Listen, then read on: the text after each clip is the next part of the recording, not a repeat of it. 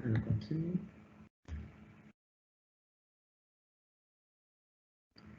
Good morning and welcome everybody to this conference being delivered by the Access to Communication and Technology Unit within Agencia Support.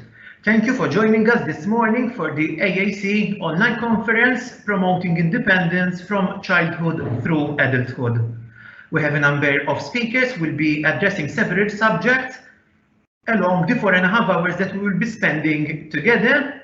We will also be joined later on by 2 AAC users who will share their own testimonies, as well as a parent panel who will also discuss their experience related to the use of AAC and the education of their own children. Please feel free to use the question, the Q&A feature, which you may kindly find at the top right-hand corner of your screens. We will be looking at each question that we will receive, and these will be answered in the Q&A time at around 10:45 in the morning and towards the end of the conference at 1 o'clock. So please feel free to leave any questions or comments to us in the Q&A feature. Now, allow me to proceed by introducing Ms. Ruth Shiberras, the Chief Executive Officer of Agencia Support, for her opening address.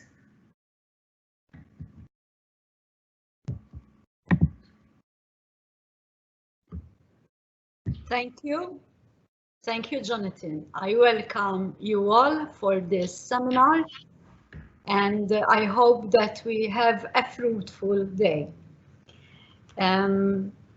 Allow me to say good morning, Ms. Siobhan Long, colleagues, contributors, participants, parents.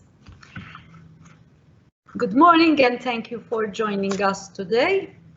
And special thanks to Ms. Siobhan from Enable Ireland for accepting our invitation to be the guest speaker during this seminar. It will surely be beneficial for all of us to hear of other best practices and integrate any such knowledge in the provision of our service to children and adults with disability. I am very pleased to see such a big number of professionals and parents following us this morning. It is very encouraging for us to see such collaboration and networking on what we, as an agency, consider as the latest service development and developing area of expertise. Thanks to technology, we are able to continue reaching out and networking with you all even during this unprecedented period in our lives. Today, we are celebrating the world's Children's Day, and it is very opportune to have you here to discuss our collective commitment to make the lives of our children better, ensure their well-being and inclusion, be it at home or at school. Today, we will have the pleasure to listen to first-hand experiences from professionals, parents, and users of assistive technology within educational and workplace settings. For these participants, technology has been instrumental for them to be able to achieve these important milestones and be active participants in society. Technology indeed facilitates the process for them to access their right to be equal members of society. This is indeed the core of the agency's ethos: active support, inclusion, and accessibility. We are constantly reviewing the needs of our service users, and together with other stakeholders and policymakers, we are constantly striving to continue reaching out to our service users in a holistic manner. Thus, we are committed to continue our investment in the Access to Communication and Technology unit, employing more specialized professionals such as occupational therapists, speech and language therapists, and physiotherapists, and evaluate our assessment processes. This is the natural way forward for the agency to address such emerging needs. In the coming months, Agencia Support will indeed continue to innovate and grow through the development of such services to address this particular niche for our service users. A couple of months ago, we also launched the first integrated inter-ministerial committee to work on a national strategy for children's screening, getting together the educational and the medical experts together with representatives from each sector who worked tirelessly for many months to have such a strategy in place. Also, these measures taken by Agencia Support clearly show that we will not stop evolving.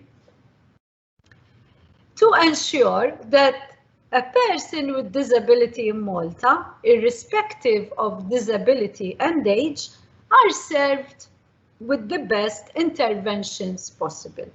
And it is thanks to committed professions and parents like yourselves that these plans can be implemented effectively.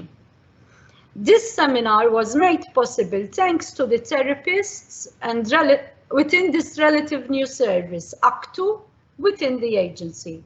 It provides a quality assessment service to children and young adults with a disability in the area of assistive technology and augmentative and alternative communication. This consists of a broad range of devices, technical aids, and strategies, which can help solve problems faced by persons with disability in everyday life. Early interventions and lifelong support for persons with disability to achieve their full potential is the way we want to continue heading. Thanks to our ACTU services and other complementing services that we offer as an agency, we recognize that communication and the right access services is a human right. Therefore, we need to ensure that we hear what our children have to say and to advocate for their needs and wants. I thank you all again for joining me. This further shows your commitment towards the persons we serve by enhancing our networks, sharing our knowledge, and work towards better and effective service provision. Thanks for your attention and have a fruitful morning.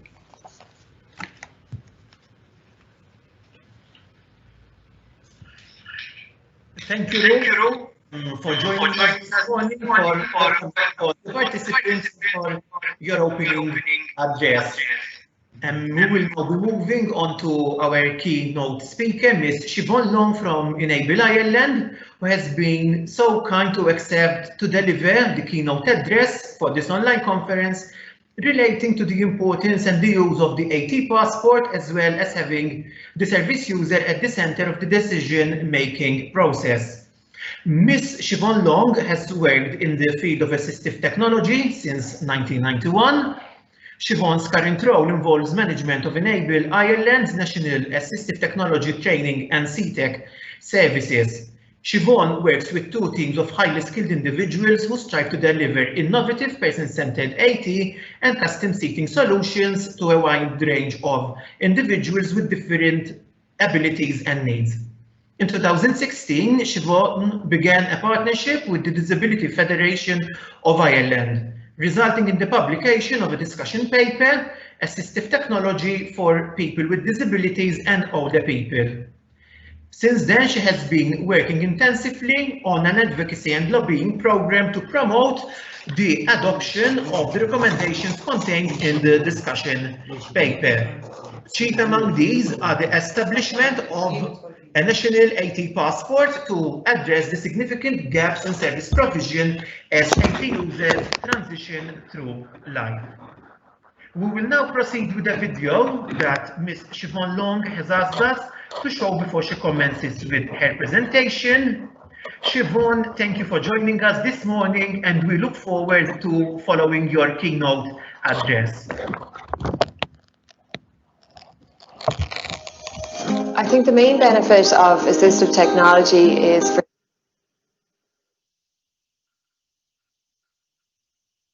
children really who can't rely on speech as their primary mode of communication. Technology let me access the computer more easily and help me do whatever I'm doing a lot easier.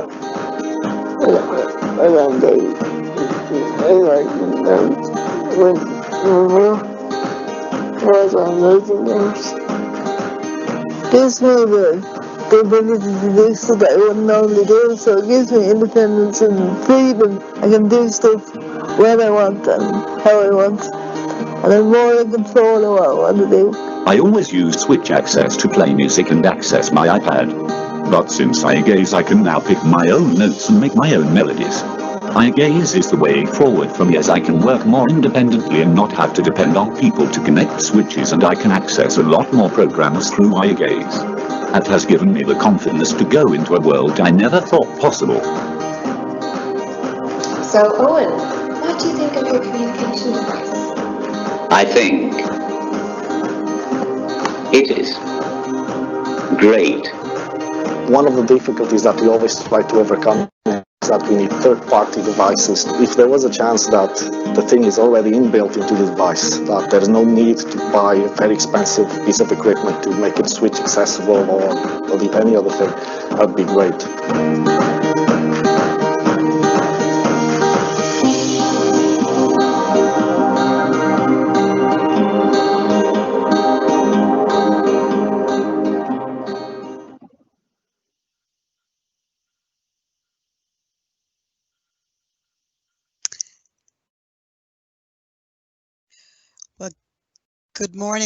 Good morning, everybody. It's a real pleasure to be here.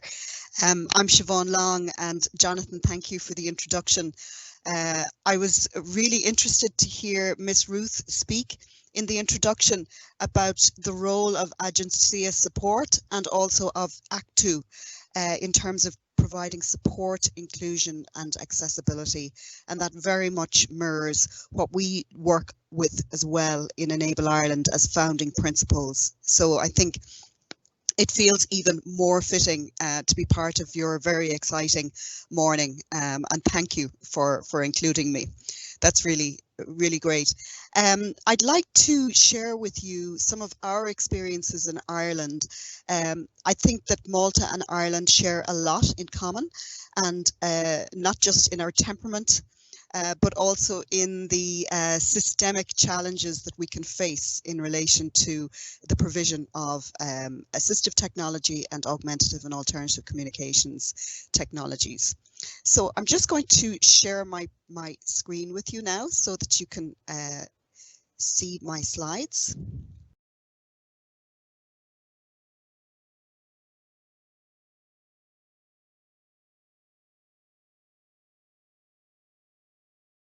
Okay.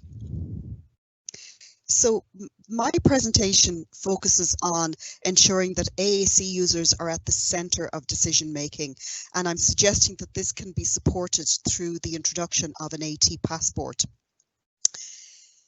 Just, I suppose, to share with you a little snapshot of where I am right now. A rainy, dismal November morning in Ireland. Perhaps no surprise to any of you who've been here. And I'm dreaming of the magnificent sunshine of Valletta and of Malta. I can't tell you how much I fell in love with your country when I visited a few years ago. So just to share with you a little bit about who we are. I work with Enable Ireland. We're a disability service provider providing services to over 5,000 children and adults with multiple disabilities across the country. We have over 25 local centres dotted around the country providing a range of therapies, as well as psychology, social work, preschool supports. We have 3 special schools, but the majority of the students we support are in their own mainstream school. And technology is and has been central to the services we provide, both accessible and assistive technology. And I would just like to, I suppose, emphasize that in 2020, we're finding that much more mainstream technology solutions are available for individuals. And that's thanks to the proliferation of tablets, smartphones and other mobile devices. Just a brief piece about my own experience. I initially qualified as a speech and language therapist, and I started working with children who were non-speaking back in 1991. And I can tell you it was not an easy time in terms of the technologies that were available to us back then. The AAC devices that we were working with were expensive. They were difficult to use. They were largely unsuited to use outdoors due to the screen technologies. They just simply weren't visible. They had a short battery life, they were heavy. In short, they were not particularly user-friendly. And at all of the training and conferences that I attended or participated in back then, the recurring themes were mainly around what vocabulary to select, how to support language development, how to provide parent training. There was lots of emphasis on the device, I felt, with lip service being paid to honouring all forms of communication. In short, all of the supports that I could see were very therapy based, and success was largely measured on a child's compliance with a therapy programme. So opportunities for creative self-expression and self-advocacy were few and far between back then. And I think those early experiences really shaped my perspective on how we needed to work more creatively to support people who were non-speaking. In the organisation that I work with, our mission is to enable those who use our services to achieve maximum independence, choice and inclusion in their communities. And we're currently working on a new strategy for the next 5 years where we will be updating that particular mission statement. So that I can get an understanding of you as participants and what your own perspectives are, can I ask you to go to menti.com and to insert this code into the screen.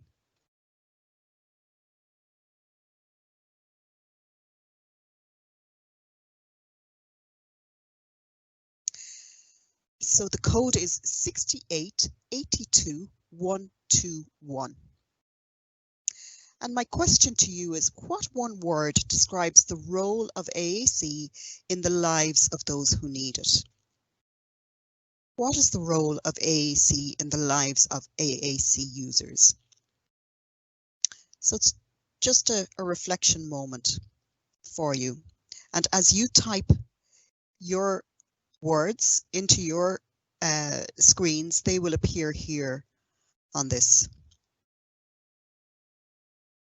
So I'll just give you a moment to do that.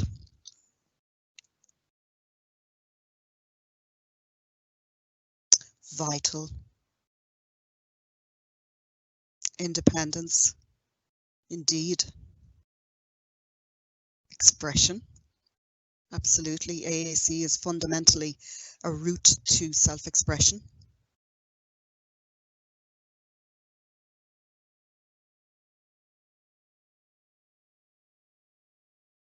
Freedom of speech. Enablement. Interaction. Communication. Learning. Socialization. Less frustration. Working. Autonomy. I really like that word. Autonomy. It's a medium. Yes, it is a medium to communication. An opportunity. practical, providing opportunities for socialization, control, independence. And I can see the recurring themes, and you can see them too, just the centrality of AAC in the lives of people who need it cannot be overstated. And if we see the strength of these words, I think it really brings home to us how important it is to get this right. How important it is for us to make sure that people who need augmentative and alternative communication and assistive technologies can get them in a timely manner. Thank you. That's a really, really powerful word cloud. I'm now going to ask you a second question. So I'm just going to stop that one. And I'd like to now ask you, what is your biggest challenge in meeting the needs of your clients? We all face challenges in our daily work, but I'm curious to understand what the biggest challenge is that you experience in your role in Malta.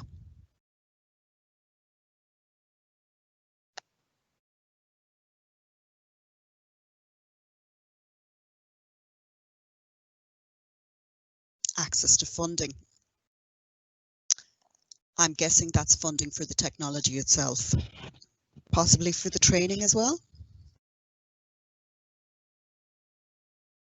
Resources. And those resources, I suppose, can be people resources, they can be time resources, they can be training resources, not being familiar with devices, lack of experience in using assistive technology, understanding.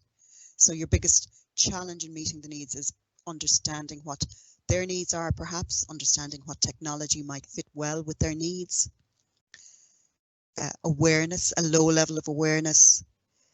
Sometimes a parent may not have access to the information that allows them to fully support their child, perhaps, or their adult offspring.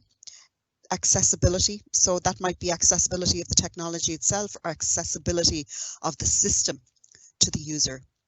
Finance, recurring again, resources, money handling, communication, inconsistency of guidance about AAC in schools, lack of resources, waiting lists, compliance for ongoing use, discrimination from society. So we've got some wider issues coming into play here as well. Understanding that AAC is a two-way communication system, absolutely.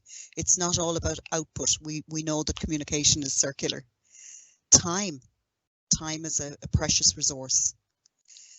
Understanding and lack of awareness from others, meeting individuals' needs, and providing training and willingness to change and adapt. And I guess that can cut across the user, their family, but also the service provider.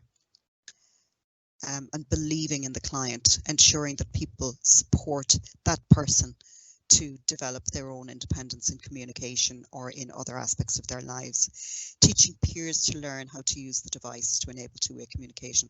Wonderful, wonderful. Thank you so much. That's a really rich map, and I think it very much mirrors our experience as well. I don't think that if I asked the same question of an Irish audience that I would get anything particularly different to those. So thank you. That's really helped me to set the scene for the rest of this presentation. So I just want to share with you an observation that was made many years ago by a woman called Mary Pat Radabaugh, and I still think it resonates. She said way back in the early 80s, for most people, technology makes things easier. For people with disabilities, however, technology makes things possible. I would argue that in the last 5 to 10 years, technology has made things possible for all of us.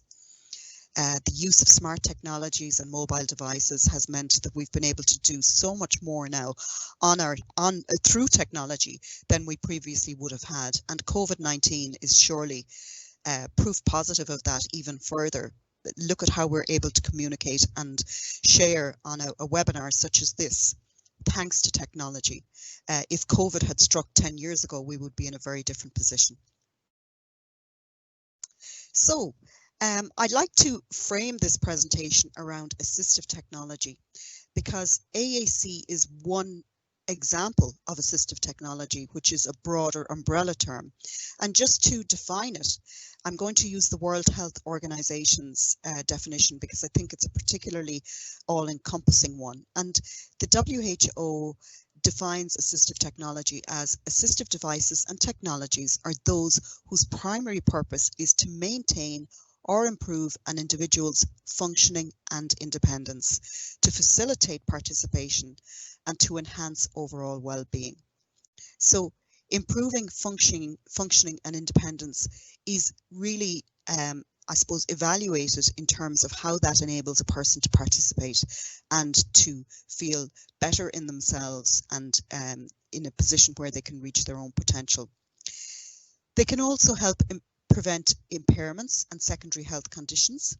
And examples of assistive devices and technologies include specialized computer software and hardware that increase mobility, hearing, vision, or communication capacities. So assistive technology is a very, very broad term, and it really encompasses a lot of different solutions. So this is just to underscore that. We can see that if assistive technology is the central hub here, we see that we have, as well as AAC, we have access to computers and tablet devices, alternative power mobility controls, environmental controls and smart home technologies, literacy support and other apps. And there's a growing range of assistive technologies becoming available, which is really exciting. But I think what we're seeing as well is the integration of many of these solutions within the one device. And I think I would urge anybody who's new to the area of AAC to consider these other components when they are exploring AAC solutions with a client, so that you're not overlooking some of these other functionalities as well. And in fact, often these other solutions may be easier for an individual to begin to build their skills with, as opposed to AAC, which is a particularly demanding facet of assistive technology. I was refreshing my own memory in preparation for today's presentation in looking at definitions of AAC, since I haven't worked specifically as a speech and language therapist for some time. So if we look at the American Speech and Hearing Association's definition, they talk about AAC as including all forms of communication other than oral speech that are used to express thoughts, needs, wants, and ideas. I like, though, Communication Matters in the UK, their definition, where they talk about the strategies and the tools of AAC. And I think strategies and tools are so all-encompassing and inclusive that they really help us to frame our work when it comes to supporting people who may struggle with speech. And Communication Matters go on to say that these may be simple letter or picture boards or sophisticated computer-based systems, and that AAC helps someone to communicate as effectively as possible in as many situations as possible. And I think that's something that I think we need to bear in mind when we begin to look at the technology solutions that are available to us. What is it that we're about, though? Ultimately, what we're about is ensuring that assistive technology, including AAC technologies, are tools to support individuals to live the lives of their own choosing, where the ultimate goal is access all areas. What we don't want is to introduce technologies that actually present as many barriers as they do facilitators for the user. Ultimately, it's about ease of use and inclusion and participation. Let me share with you a pen picture of assistive technology and AAC in Ireland. And from what you've told me already, I think we probably share a lot of the same challenges. Here in Ireland, assistive technology supports are fragmented. For example, there's very little interplay between health and education. They're inconsistent. They're quite difficult to navigate for the user. They're quite opaque. And in my view, they're not person-centered. I think components of them are person-centered, but not fundamentally. And I was also very, very heartened to hear Miss Ruth mention the establishment of the strategy for children's screening to integrate the provision of children's screening services in Malta. That speaks to the heart of what our thinking is around the development of an assistive technology passport, in fact. So I'll just go on to describe our thinking a little bit further. So here in Ireland, the most recent census, which is 4 years ago, told us that 13.5% of our population has a disability. So that's approximately 650,000 people. We see that people with disabilities, their educational attainment is significantly less than that of the general population. 13.7% complete primary level only, and only 37% progress to third level education compared to 53% of the general population. The employment stats are even more damning, I think. 78% of people with disabilities who are of working age are unemployed, compared to almost full employment pre-COVID, it has to be said, for our general population. And in terms of residential care, over 44,500 people are living in what we would call communal establishments. And there is a big programme of change currently happening to change that and to support people to move into the community.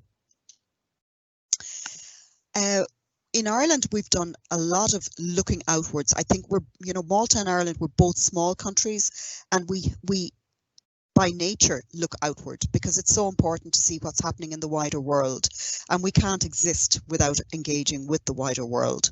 So if we look at the WHO again, they have a really powerful GATE initiative. That's the Global Assistive Technology Initiative. And what they have found in their research is that 1 billion people globally would benefit from assistive technology. That's 15% of the world's population. But only 10% of those who need assistive technology have access globally.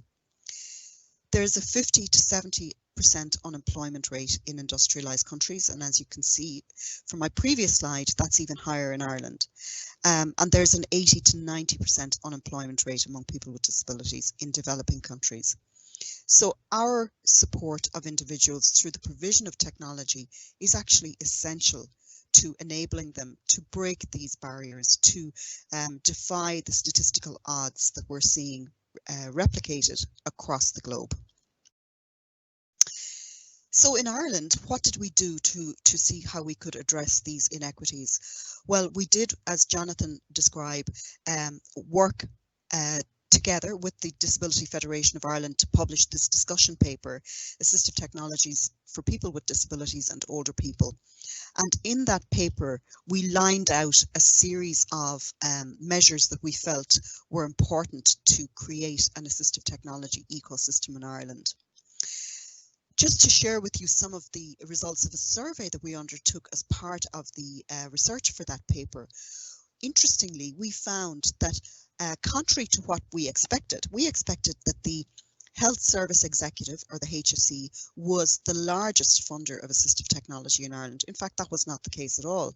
The largest funder were individuals themselves. They had 41% of the respondents self-funded their equipment, and I would suggest that was because they were on waiting lists and had given up on the possibility of getting funded. The second largest funder in Ireland is our Department of Education, in fact, and we have a very robust system for supporting people who are AAC or AT users in third level education, and we have a steadily improving support mechanism in existence in primary and secondary schools. And we can see that our health service comes in a poor third at 17% in terms of its funding. Other is 16%, and that really would include service providers like Enable Ireland. So respondents may have selected other because they felt they got funded by Enable Ireland, but in fact we would have been funded by the HSE. So I think that was an interesting finding. An even more interesting finding, though, was the average cost of successful AT solutions. And what we found was that 64% of the assistive technology cost less than €1,000. In fact, 22% of it cost less than €200. 22% of it then cost between €1,000 and 3,800, and a much smaller figure than expected, 14%, cost more than €3,800. This survey is 4 years old. We're currently in the process of designing a new survey, and my expectation would be that in fact there is even now a much higher proportion again of assistive technologies being used across the country by individuals with disabilities costing less than €1,000 because of this rapid proliferation of mobile and smart devices. Again, mirroring your own experience, we found in our survey that 31% of AT users did not receive adequate training in the AT that they were supplied, and 29% were very frustrated and disappointed due to the delays in the process of assessment through to acquisition and training. So what we did then was we undertook some cost-benefit analysis because we felt we had to persuade funders and educate them as to the impact of assistive technology on individuals' lives. So here is one of those case studies. This is a young woman living in Dublin. She's living independently. She's a wheelchair user. She has cerebral palsy. She has assistive technology in her home that to the value of €18,500.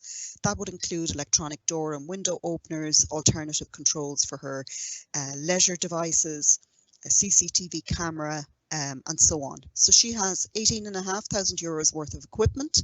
She also has personal assistant hours of 99 hours a week. This particular individual is not typical. She is an exceptionally good self-advocate, and she has worked really hard to secure these supports. All of those technologies mean that she can live independently. If she did not have those technologies, she would not be able to live in her own apartment. Or if she did, she would have to have 24/7 PA supports. So the additional 69 hours that she would need to live in her own apartment without AT, in fact, equates to just a quarter of the cost of the technologies that she required. So what we're seeing here is that the investment in the technologies is saving the state 69 hours a week of personal assistance supports. So they get a return on their investment within 4 months. So that's I think, a compelling case that is increasingly making more sense to funders. Another example in third level education, this is a young woman with a vision impairment who graduated about 5 years ago from university with a degree in the arts. She had assistive technologies that cost €5,800. The university paid for these technologies. They included a braille reader, screen reading software. She also at the time had an educational support worker who had to scan many of her books, which were only available back then in hard copy. So that was a much larger cost of €14,500. So over the course of her 4 years in college, the state spent €20,300 supporting her. However, upon graduation, she was offered a graduate position with a leading IT company here in Ireland at a starting salary of €36,000. She was a very, very strong academic candidate for that role. So her potential earnings over 5 years are €181,000. If she had not had that €20,000 worth of investment, she says herself that she would not have been able to complete her degree. She would have been dependent on the state on a disability allowance of just under €10,000 per year, with a 5-year cost to the state of €48,000, €880. So you can see here that economic independence is achieved through investment. Some of that investment is very modest, in fact, but its impact is extraordinary in terms of the person's long-term ability to live a life of their own choosing. I have a third case study on employment, which I won't go through now, but will share with you afterwards, just because of time. So looking at all of those fractured elements of our fragmented system, we've devised what we believe to be the central components of an AT ecosystem. here in Ireland, and in speaking with colleagues around the world, particularly in the WHO and in AAATE, which is the Association for the Advancement of AT in Europe, we're getting a lot of interest in this model. We believe that an AT ecosystem, to function correctly, it needs to have a central coordinating agency where all of assistive technology, including AAC funding, is managed, and that AT ecosystem includes procurement, information provision, training, service provision, innovation, and funding. And at its heart, in fact, the brain in this diagram here is the AT passport. And we believe that it's important that an AT ecosystem is central to the embedding of AT use across education, employment, and home settings. And it's only if we take this systemic approach that we can affect real change. So what is this AT passport? Well, essentially, we perceive it right now as an app. We're working with collaborators in Microsoft and in the All Institute, which is the Access Living and Learning Institute in Maynooth University here in Ireland, to develop this concept further. And we believe that this app would include all of the information relating to a person's needs. It would include their referral and eligibility criterion, whether they meet referral and eligibility in different contexts, for example, in education or in employment, in health, or indeed in community living. It will include what assistive solutions have been selected, what authorization has been secured, how they've been implemented, what training has been provided or it needs to be provided, and what management and follow-up is needed. But core to the concept of this AT passport is that it is held by the user, and it is also held by the central coordinating agency. But the user holds it, keeps it, and it is mutually updated by and for the user, in addition to the central coordinating agency. We are working really hard on this at the moment, and it's still, I'm afraid, at a research level. We don't have it piloted yet, but we are doing some good work to begin the piloting phase. But what I would say is that an assistive technology passport will enable the user to have much more autonomy and control of their assistive technology and their AAC needs as they move through life. So in summary, what I would say is that AAC and AT are tools for communication, but they're also tools for life, and that we have a responsibility to make it as easy and as seamless as possible for those who need it to get it. And here in Malta, for you, I guess what my question is what can you do to affect long-term change? And in order to do that, I think the key question is, who are the key stakeholders in this process? So I would just like to say thank you, and I look forward to the Q&A later. And if I can ask you, Jonathan, to show my final video at this point. Thanks very much.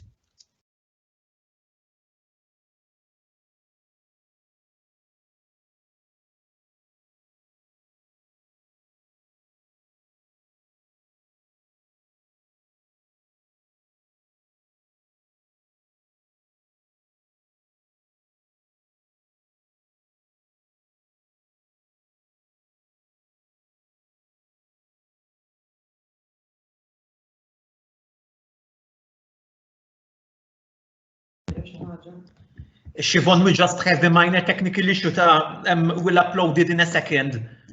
No problem. If I can just explain, yes, this is the video. Thank you.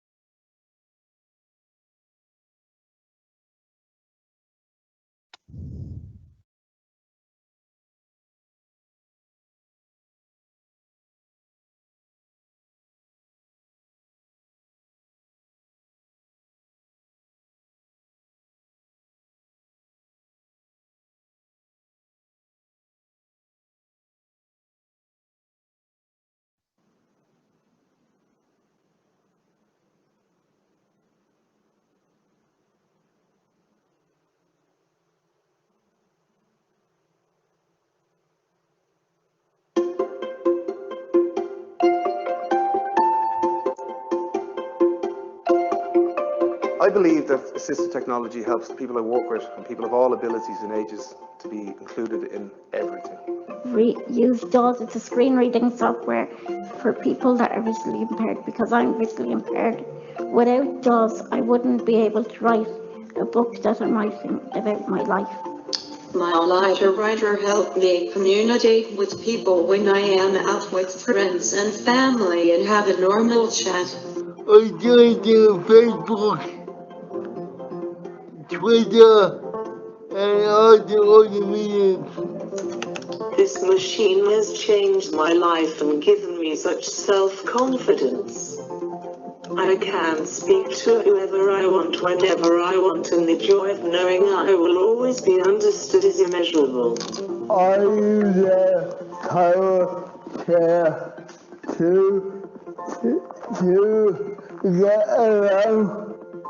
I used to communicate with a bliss and now I can tell people what I want. My power makes I can get around on my own and do what I want to do on my own. I've been using assistive technology since I was a toddler. I've seen the back of many devices. I'm using this with my eyes. I also have CCTV at home and an intercom on my gate. So if someone presses the bell for my gate, and I have the intercom where they can talk to me. And if I don't like you when you're talking to me, I just won't open the gate and I won't let you in. Amazing! One word that is inclusion. Voice. Amazing. Great. Included. Incredible.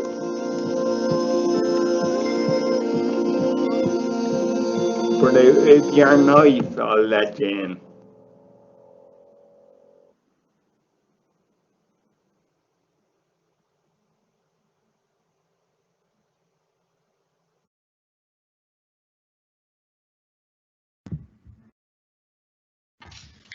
Thank you, Ms. Siobhan Long, for your highly interesting address this morning. We will now be proceeding to the next presentation by Ms. Jamie Said and Martina Zarb, titled AAC and the School-Aged Child. Jamie graduated as a speech-language pathologist in 2016 from the University of Malta and has been working in the field of alternative and augmentative communication and assistive technology for more than 3 years at the Access to Communication and Technology unit. She has developed a special interest in how AAC assists nonverbal children in promoting different language functions. Martina Zarb graduated with a BSc in Communication Therapy from the University of Malta in 2016. She has a keen interest in autism and augmentative and alternative communication and works within a transdisciplinary team within the Access to Communication and Technology unit. Martina is also interested in how assistive technology can be used to support literacy. In the year 2018, both Martina and Jamie presented a poster at a conference in Gold Coast, Australia, organized by the International Society for Augmentative and Alternative Communication, AAC, about the service provision of AAC in Malta. Martina and Jamie, the floor is now yours to present us with your address.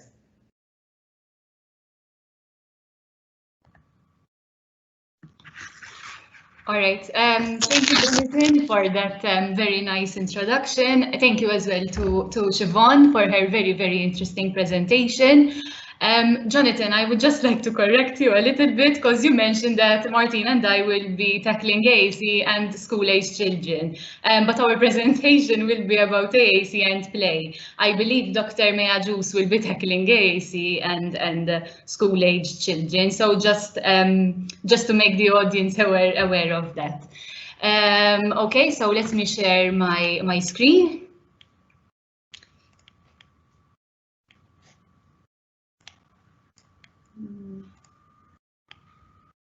All right. Okay. So as I mentioned before, the next presentation will be about AAC and play, and is going to be delivered by Martina Zarp and by myself.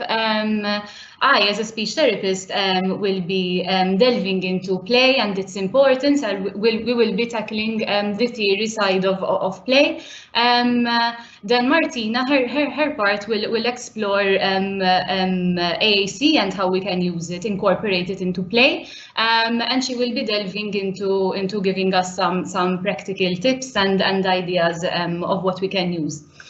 All right, so let's start with the very basics. I thought I would explain basically what play is. If we really had to break it down into the most basic definition, something we can find in just an ordinary dictionary, is that play is an activity which one engages in for enjoyment and recreation rather than a serious or practical purpose.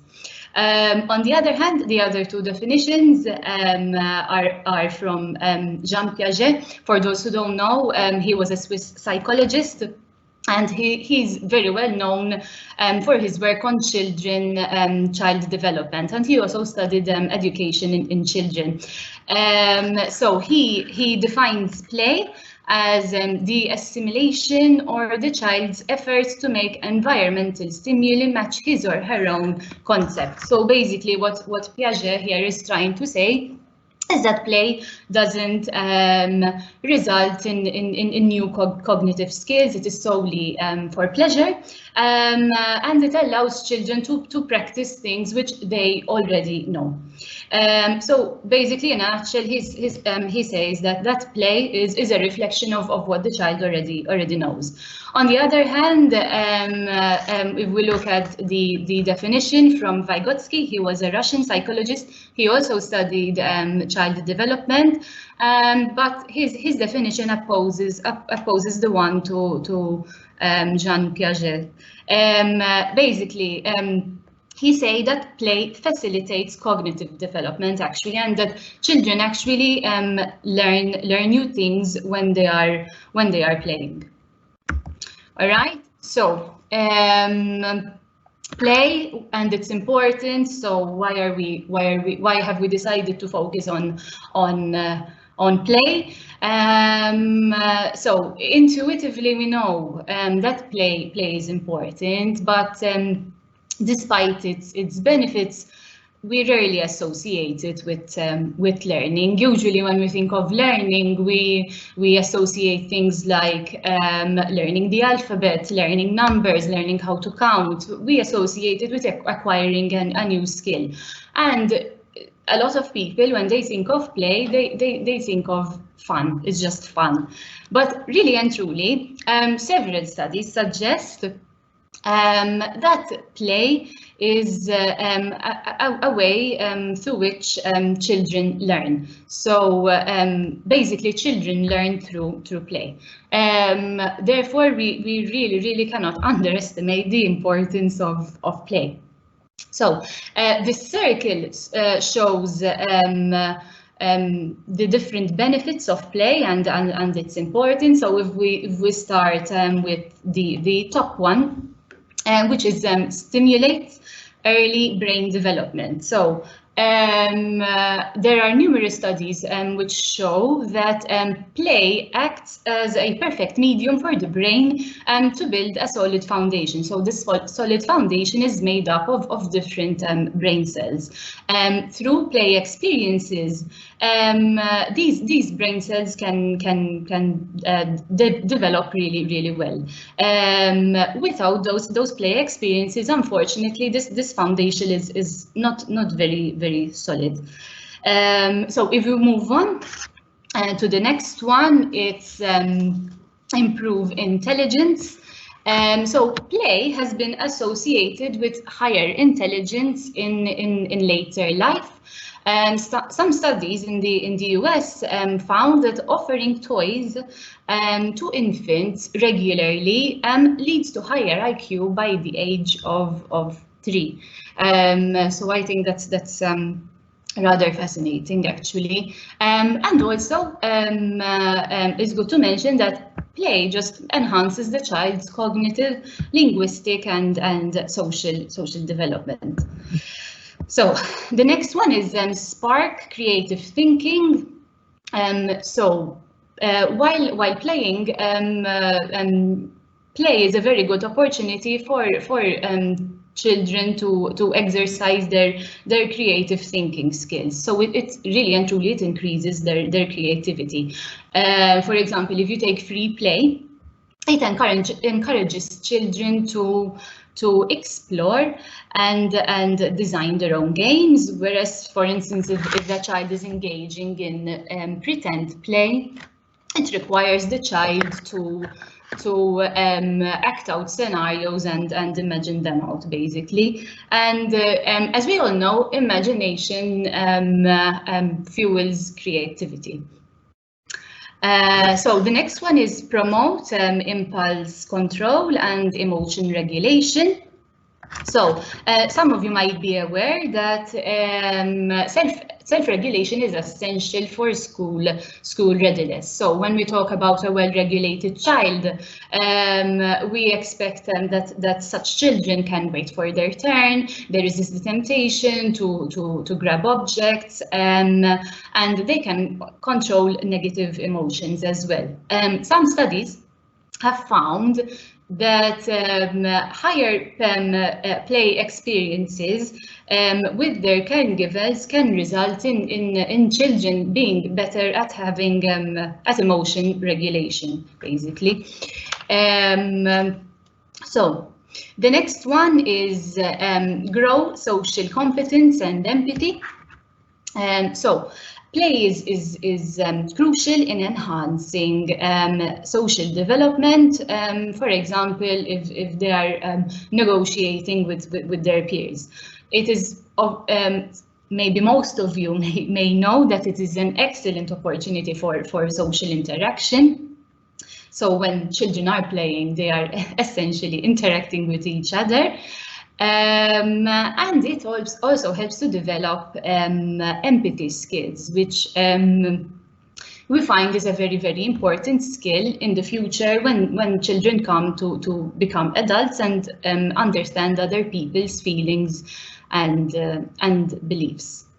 The next one is better physical and mental health. Obviously, when children are playing, they are running around and whatnot. So this in itself promotes strength and endurance, which leads to better physical health in general. And also, it is also mentally beneficial for them.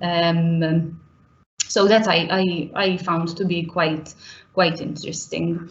The next one is teach life lessons. So play is important, an important way for them to learn about life lessons. So when children are playing, they act out life problems in pretend play, for instance, and this in itself helps them cope with certain struggles. I like to refer to it in a sense they get to like rehearse skills which they are going to need in the future. For example, we often see children who act out a mommy role or a daddy role or a teacher role. Skills which maybe they might need in the future. So they take on different roles while playing, and that in itself helps to teach them very important life lessons. The next one is strengthen relationship with caregivers and peers. So parents who play with their children tend to have a stronger bond. So it's a very nice way to strengthen your relationship with your child, but also amongst friends. Apart from that, these wonderful interactions they create positive life experiences for the children. If I had to go back to my childhood, I have quite a number of positive life experiences, and if I had to analyze them, they were probably in a play setting.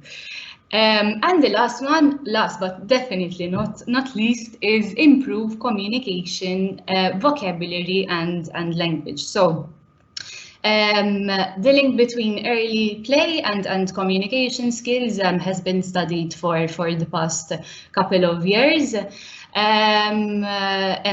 Play is a very good opportunity for children to practice vocabulary which they already know, and also a very good way for them to learn new words. And apart from that, it is generally just an excellent medium for children to communicate with their caregivers or with their peers. So really and truly, I can't think of a play experience which doesn't involve communication on some level, be it whether verbal or non-verbal. So the next slide, I decided to zoom in and focus on play and language development. As I mentioned before, there are several studies which suggest that play is an effective intervention method for stimulating language development. So maybe this might take you back to therapy with your professionals, in this case with your speech and language therapist.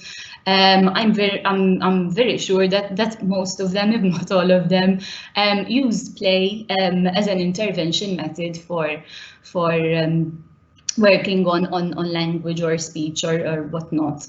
As I said before, play also enables children to practice language skills which they've already learned, and they also get to build on expanding their vocabulary, because through play, obviously, new words are used, and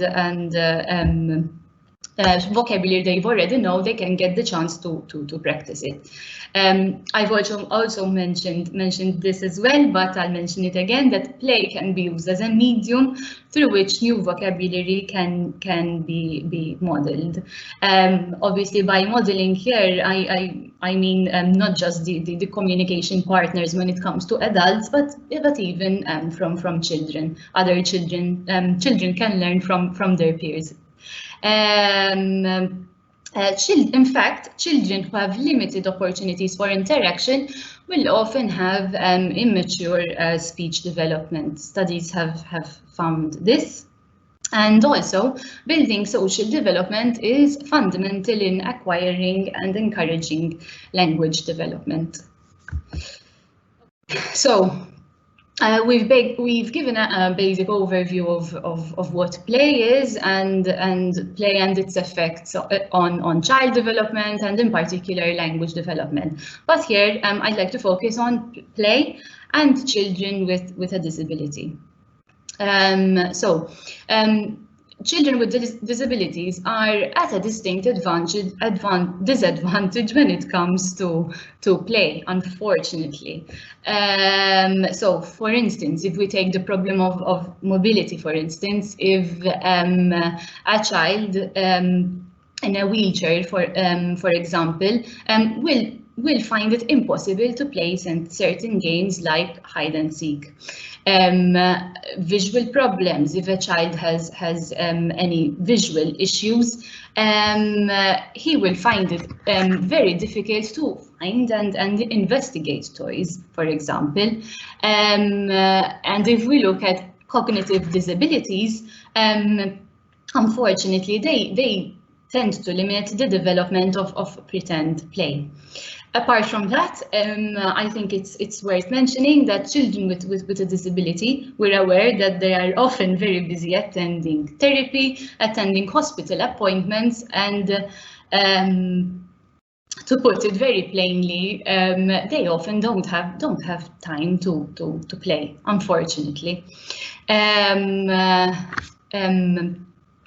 These particular studies found that children with disabilities engage in less complex and fewer play behaviors than their typically developing peers when given the same materials in the same settings. Another study says the following, that any disability, so be it whether it's a physical disability, a cognitive or a sensory disability, whatever it is, it will pose a barrier to spontaneous engagement in play and playful activities.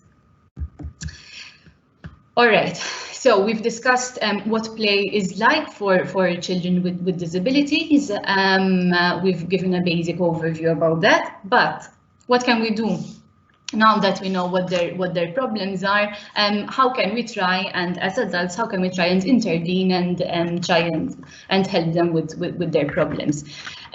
So when we think about play interventions, there are numerous interventions that we can do to help children with disabilities to have better play experiences. We can talk about environmental interventions. We can talk about prompting and modeling interventions, and also assistive technology interventions. So I'll be delving into briefly environmental interventions.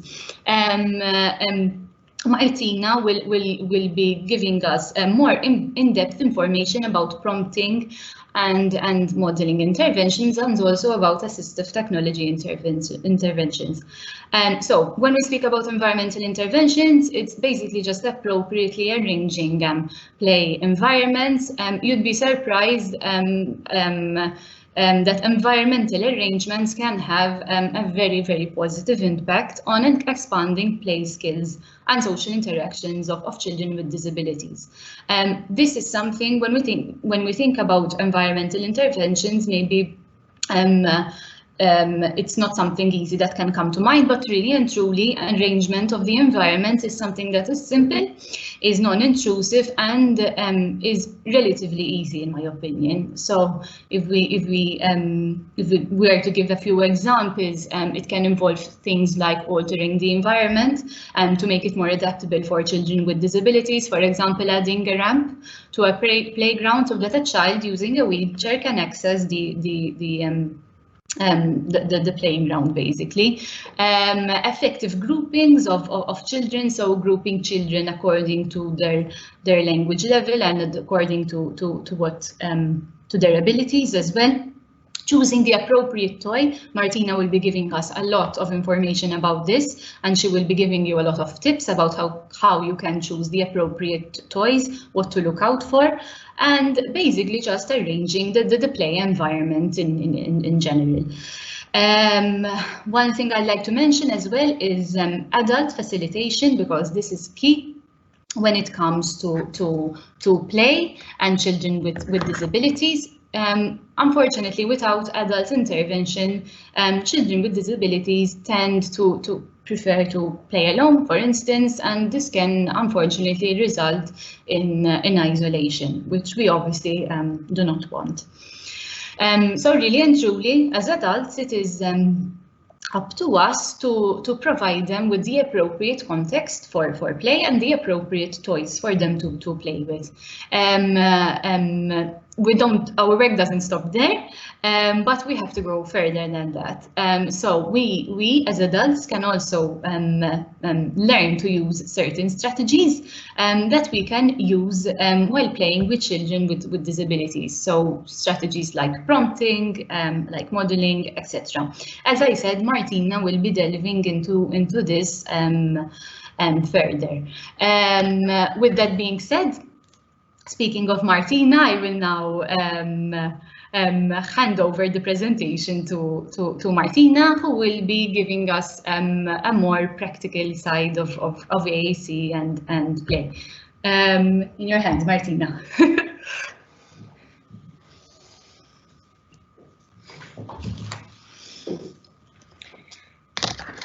Hi everybody, and thank you, Jamie, for that very informative talk about play.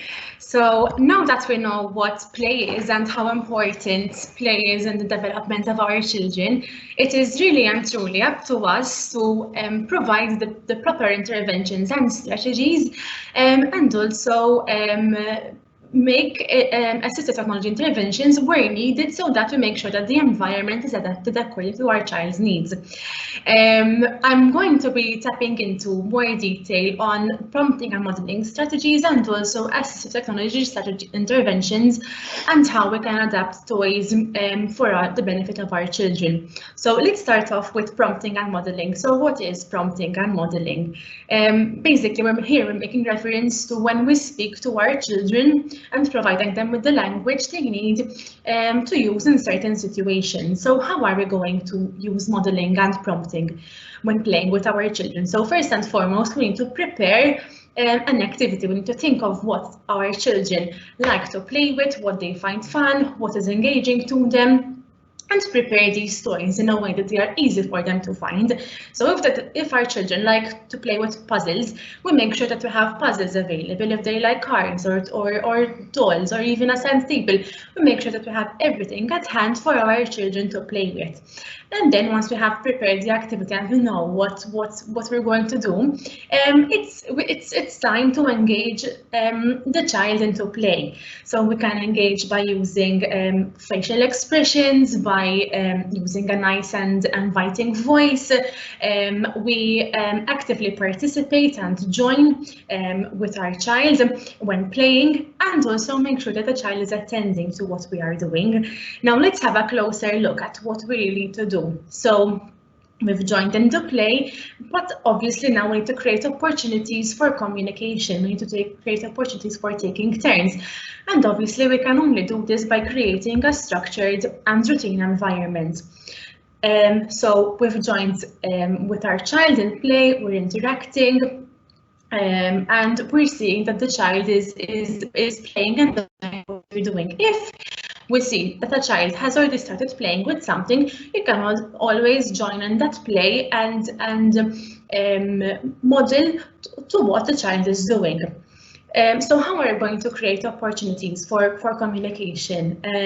We need to try and be a bit creative over here and create we try and sabotage activities and make sure that the child actually do have opportunities for how they can communicate. So if, for example, the child is playing with blocks, we don't have to necessarily provide all the blocks and give the child all the blocks in the very beginning. We can give them a little at a time so that they will have opportunities to ask for more, or to ask for different colors of blocks. And in that way, we are giving the child opportunities for requesting.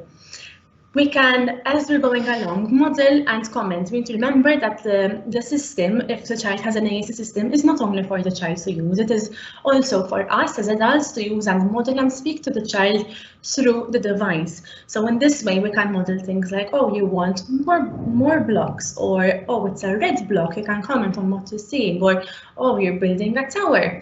And like that, you are giving the child a language which later he can imitate and use in other situations. If we provide structure, like we're saying over here, so the child can repeat the request and ask for more, obviously we are providing child with opportunities. It's important to provide expectational delays and give some expectational pauses to our children, because in that way we're giving the children time to process that they need to communicate something with us, and we're giving them the opportunity to request what they want or what they don't want. We like to refer to a term as happy accident. Sometimes children might not always request for the right thing. So for example, if you know that the child wants more blocks, but he requests for a ball instead, acknowledge what the child communicates with you. Acknowledge that he is requested for a ball, but know that is not what he wants, and then you can model what you think the child would want. Oh, I think you want, oh, that's a ball, but I think you want some blocks. And then that way you're providing them with the language which they can use in that situation. We like to provide a safe environment for errorless teaching, but always the most important thing over here is keeping it fun. So as we can see, we can implement these strategies and modeling with not just with almost everyone, with any child, irrelevant of their language level, and using any sort of communication system they have, be it verbal language, or if they're using an AAC system, if the AAC system is a low-tech or paper-based, and even if it's more advanced and a dedicated system for communication using a high-tech device, for example. So try and keep these strategies in mind and adapt them to whatever situation or level the child is at. I'm going to show you a short video which brings all of this together. So over here in this system, we're going to see the adult or the therapist who is constantly modeling to the child language during activities, and she will be introducing various activities.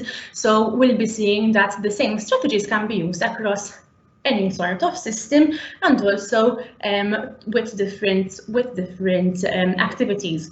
And I'd like you to watch out to the sweet girl in the video, because at one point in time, halfway through, she also imitates this request and copies what the adult is showing her.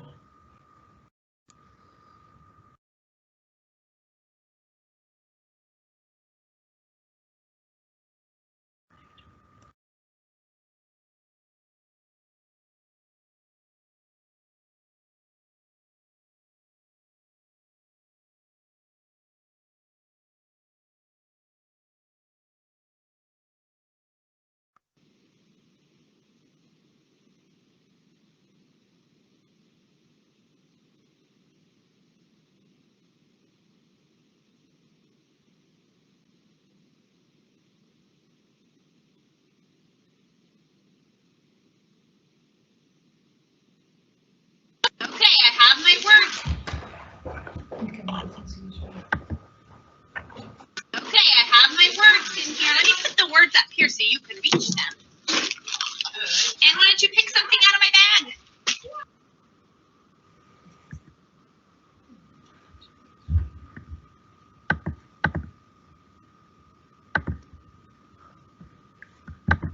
We apologize for the technical issues. We are going to reshare the video because we realized that the sound wasn't coming out.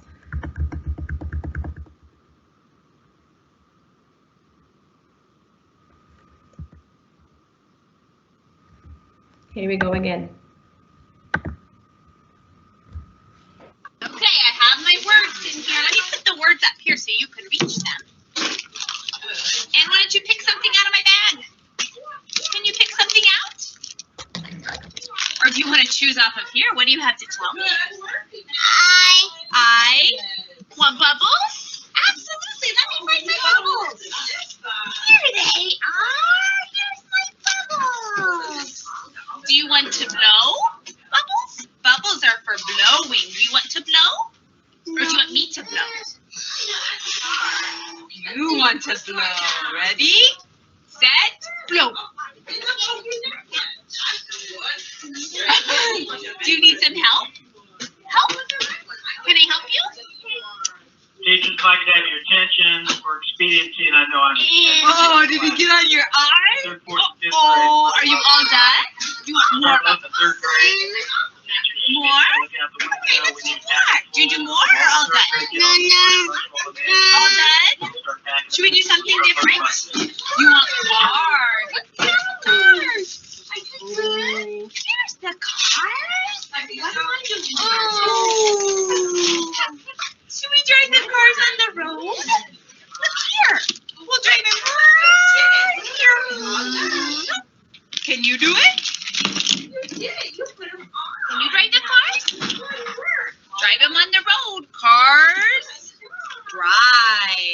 Ready? You did it! Can you do more? What do you want to tell me? Hi. Play. Bubbles. You want to play bubbles? Or stack blocks? No. Maracas. I want maracas. I'm going to find the maracas. Here they are. Do you want some? No. Say, I want maracas. Do you want some? You want to sing with it? Okay, here they are. Here's the maracas. Okay, I'm pausing the video here. I think you got the gist of it. We apologize for the technical issue. I unfortunately, even though we promote technology so much and it's so advancing, sometimes it fails us, but it's nothing we can do about it. So moving on, as you can see, it's in this video, it's quite clear what we've mentioned before, the prompting strategies and the modeling strategies. And the adult over here was providing the child with the language she needs to use when requesting things. And as you can see, the child did actually imitate then eventually, and she was requesting more, that she wants more bubbles, and she also indicated that she wants to change the activity. And as we can see, the same strategy was being used throughout the whole video, be it a bubble activity, moving on to a car activity, and also playing with maracas. Now let's move on. So we know what strategies we're going to use. Now it's up to us as adults and therapists to try and think how we can adapt the toys for our children, and how we can, what adaptations we need to do if necessary.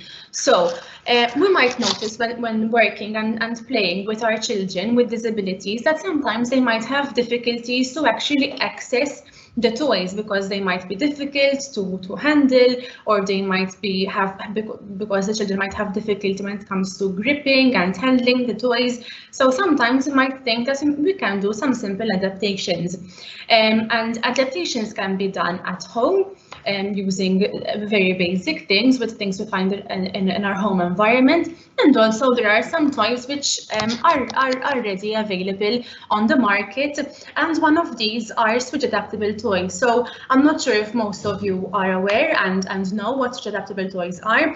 So what are they really? Switch adapted toys are battery operated toys which have been modified so that the children with disability can press a switch or a big button, in simpler terms, to activate the toys, as opposed to the normal battery operated control on and off button, which is usually very small and found at the bottom of the toys. So in this way, by making an adaptation and introducing switch adapted toys, children can still participate in play and activate their toys, but using it through a different medium. Lots of toys nowadays can be adapted, and they vary according to the different abilities of the children.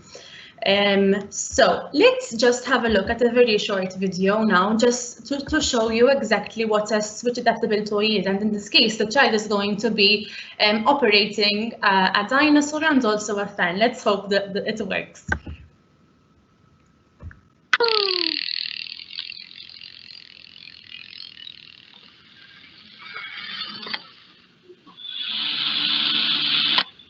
Go. Stop. Go. Okay, so in this case, the activity was a very simple and basic one. It's promoting cause and effect, but obviously such toys can also be found. Martina. Yes. Can we share the video again, please? Yes, sure. Here goes.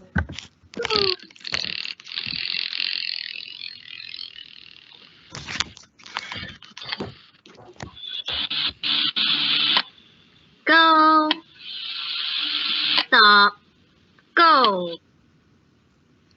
Okay, in this video we've seen the child, as I said, operating a simple toy and also a fan. It's a simple activity over here. It's a cause and effect activity where the child is seeing the results instantly. But switch adaptations can also be done to more complex games. Again, here we have to keep in mind the level of the children. So we've talked about adaptations, and we've seen some ready-made adaptive toys, but as I made reference to earlier, we can also make adaptations to things, to toys ourselves at home. Let's say, for instance, your child enjoys storytelling and enjoys reading, but normal mainstream books might be a bit difficult to navigate and flip through the pages. So what can we do, us as adults, to adapt books at home so that our children can still participate and join in such activity? As you can see in the first picture, there is an adaptation, page fluffers were included, and in the second picture we can see page turners, which makes it a bit easier, especially for children with physical disabilities maybe, or children with mobility difficulties, because now they are able to navigate and turn pages in a more easy way. And as I said, in doing so, we are still giving the opportunity for children to participate in storytelling activities. Again, similarly, we can also adapt puzzles. Again, over here we have pre-adapted puzzles which we find in the market. As you can see in the second picture, the puzzle has quite big and enlarged knobs, but sometimes this is not enough. Again, here we keep in mind the level of the child and the type of disability. But if we need to make further adaptations to the ones which we already find in the market, we can adapt these to things we find at home by, for example, as you can see, there are PVC piping or enlarged knobs. Here I suggest that you obviously always liaise with the OT that the child who supports the child, so that you can discuss together what adaptation is best for the child. Obviously, once you have this adaptation decided and you know what would work best with your child, then obviously this can be adapted to any other activity. So, for example, if you know that a T-bar works well with your child, this can be adapted to a puzzle and also a crayon. And in this way, we are adapting different activities for our children. Let's have a look in more depth at specific disabilities now, and how the disability might affect them during play, and what we can look out for when thinking of an activity for our children, or also when maybe buying toys for our children. So as most of you might be aware, the physical disabilities obviously affect motor systems, and over here children may have difficulties when it comes to moving, standing, sitting, or reaching out for objects. So over here, it is best to look out for objects with large buttons or switches, as we've mentioned earlier, and as you also can see in the pictures below. With simple levers, things that don't require complex movement. Enlarged handles or buttons or knobs obviously also help and allow easier grasp and grasp. Simple cause and effects activity are ideal to start with, and also we need to keep in mind adjustable heights. If we have a child who uses a wheelchair, for example, it's important to think of height adjustable tables or any other adjustments that you might need to make, so that your child can participate actively in the session. And so over here we're making reference again to what Jamie said earlier. It's not just about adapting the toys, but also the environment around the child. Sometimes we work with children with visual impairments. Over here we know that children might have difficulty seeing clearly, so it would be difficult for them to gather information and understand what is really happening around them. So it might be best if we look out for toys which are bigger, which have varying auditory cues and stamp stimulation, toys which vibrate and offer different noises, different textures and shapes. As you can see, the puzzle above has fluffy textures on the puzzle, and that might be good for the child to explore. And distinct stands might be useful, and also things that might look and feel like which are familiar to objects which the child is familiar with already, which they might have come across already. When we're working with children's hearing impairments, over here the children might have difficulty gathering information from around them, and it might be difficult for them to understand what's really going on again. Hearing loss may range from a normal hearing loss to a more severe hearing loss. But again, when we are looking out for toys which might be useful for such children, bold and contrasting colors will be useful. So a high contrast and varying colors might stimulate them to explore a bit better. Tactile toys such as clay, puzzles, and soft cuddly toys might encourage a child to explore and play different scents and smells, and also sensory stimulation like lights, vibration, and sounds are also useful. We might also have children with some learning disabilities. Again, over here, learning disabilities are quite broad. We can have children who are at a level of a cause and effect, and other children which are more advanced. Over here, we can also use switch adaptable toys, but this also depends on the level, so we always need to keep our child in mind when creating and preparing for an activity for them. Toys over here can be very versatile. You can use any toys almost with the child, and any game, as something as simple as blocks, can be versatile and can be adapted to different activities depending what you are targeting and what the goals are. So if, let's say, for example, the child likes blocks, depending on what you want to target, but you can use blocks with during a simple turn thinking activity, or if you want to target comprehension of colors, or even if you want the child to follow instructions. So you can adapt an activity depending on the goals and on the level of the child, really. Over here, I'm going to make reference to modeling and prompting again. Over here, it would be very useful throughout all the play activities, but especially here when you're targeting language as well, and try to provide opportunities for communication through repetition, and model whatever modeling is very important.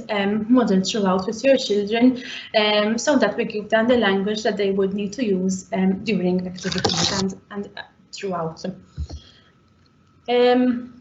This brings me to software. As we know, there already are some existing software and some existing games which children might like to use during leisure or during their free time. Technology is a very fast advancing thing right now, and this increases the opportunities for toy adaptations, and different softwares does allow this. We have different companies who have developed games which are accessible by switches and eye gaze, and these usually have a universal design. So if we take a look at programs, as I'm showing in the pictures below, like Look to Learn, it is a program which would allow eye gaze progression. So for someone who has limited mobility of hands, they can learn how to use eye gaze, and that would help in communication as well eventually, but they can also have access to fun games where they are training the use of the eye gaze. And we also have programs such as Switch Skills 1, 2, and 3 and Switch Scanning, which allows and helps the child train switch progression. Again, here we suggest that you keep the child in mind so that you can adapt activities depending on their level. We have some examples in these photos below. Let's start with the one on the far right. As you can see, it's a photo showing a playground, and there's a girl who can easily access this environment because the environment was adapted using ramps.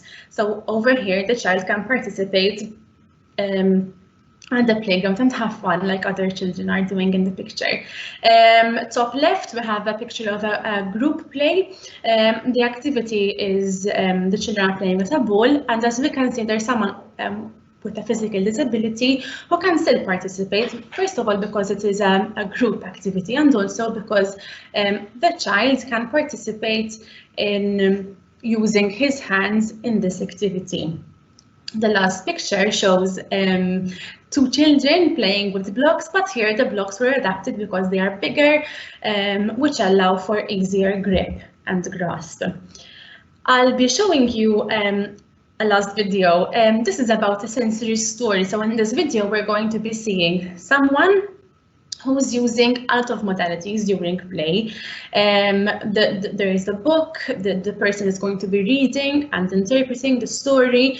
She will also be using toys, tangible toys, which allow for exploration, and also there's going to be a switch which allows the child to participate in the story as well. So let's have a look.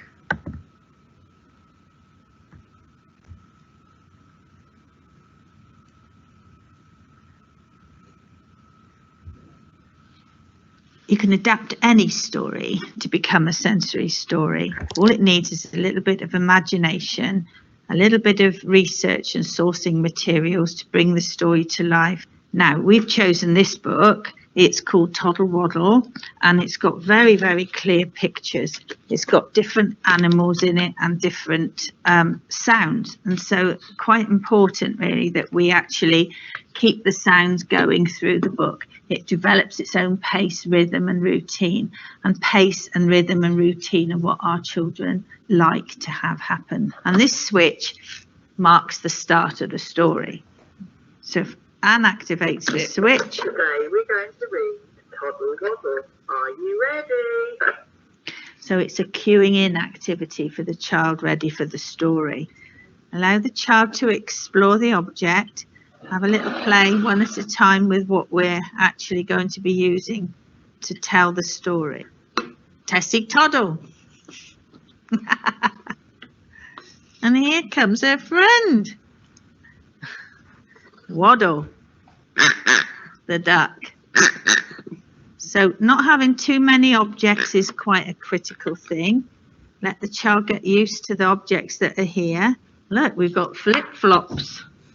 I'm going to stop it here, but I think you get the gist of it. She's using different things, but not using too much, so it's not too overwhelming for the children. And again, she's using the strategies which we've spoken about earlier. You can have a look at this video at your own time, but I think it helps bring everything together. Just one last thing, something which I'd like to give you as a take-home message. Here are some small tips. Some 10 tips which you might want to consider when considering of buying new toys for your children. So it is important to provide opportunities for multisensorial appeal and stimulation. So if the child likes trampoline or sounds or auditory feedback, keep these in mind. Make sure that the toys have easy method of activation. So again, keeping in mind possibility of switches or enlarged knobs or making adaptations at home. Setting in which the toy will be used. Keep in mind the opportunities for success and how important it is for us to engage and play with our children and model. So again, over here, if we're going to provide puzzles with small knobs, it's going to be difficult for the child to access. Promotion for self-expression, easy adjustability, suitability for the child, safety and durability. So over here, we are thinking if the child has a history of breakages, you would want to look out for more robust toys, and if you're using softwares on tablets, you would want to make sure that you have a cover for them, and obviously keep in mind the potential for appropriate social interaction. We'll post the link of the video in the Q&A section in the chat for whoever would like to go over it again. I hope you enjoyed this presentation and I hope that you found it useful. We have a 15-minute break. You will get an opportunity for a movement break and a coffee or snack, and okay, so they're just telling me that before the coffee break we're going to go to the Q&A. So yes, Martina, We'll proceed with that then. Thank you. Yes, Martina and Jamie, thank you to both of you for that very insightful presentation regarding AAC and the importance of play. Like Jamie said, indeed I made a mistake. Apologies for that when I introduced your presentation. Actually, AAC and the school-aged child is a presentation that Dr. Maya Juice will be delivering after the break. In the meantime, we will be proceeding to a short Q&A, question and answer time, which Sharon Borch-Kembry will be moderating. Sharon.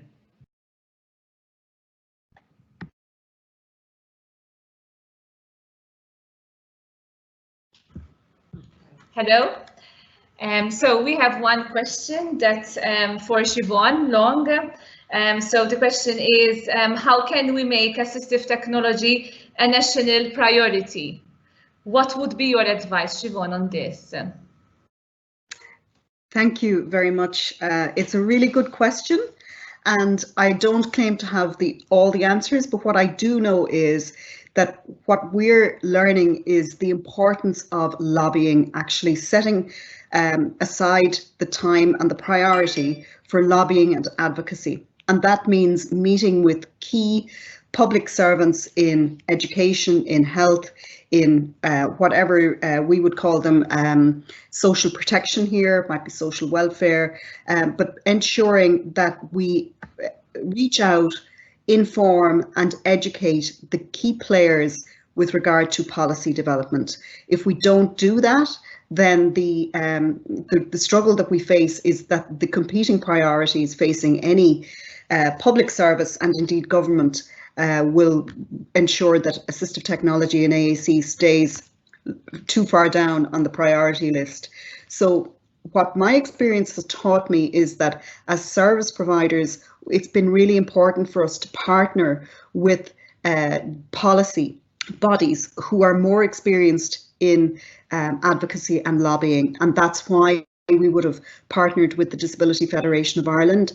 They have a much clearer understanding of that landscape, and but equally they don't have the frontline experience that a service provider has. So I think the key to moving forward, I hesitate to use the word success because we're not there yet, but I think to progress the agenda, it's important for policy makers, policy advocacy and lobbyists and service providers to come together actually so that we can inform the development of new policy.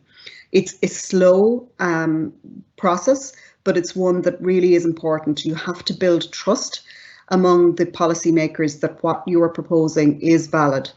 And of course, in order to make those proposals, you have to have good research which informs the proposals that you're making in terms of your strategy. So I think it's a multi-pronged approach, but it's one that will inform sustainable strategic change if you can do it in partnership. Partnership is the key, I think.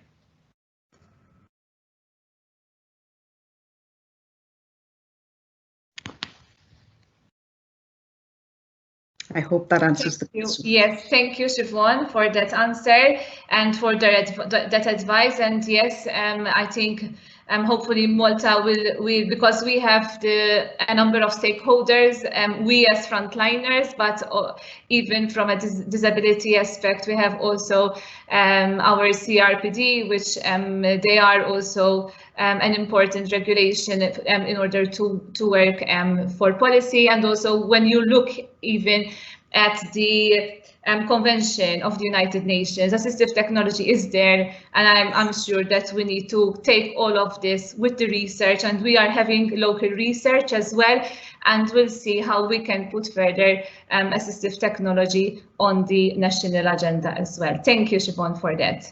I believe we don't have any further questions, so I will give the floor to Jonathan now. Thank you. Thank you, Sharon, for moderating this Q&A. And also, I would like to thank everybody who is sending us questions in the question and answer feature of of this conference. I would like to remind everybody that whoever would like to ask us any question, there is the Q&A feature at the top right-hand corner of your screen, and you can ask us any questions there, which we will be answering in the last Q&A section at 1 o'clock. In the meantime, we will be adjourning for a 15-minute break, and we will resume in 15 minutes time for the coming presentations. Thank you.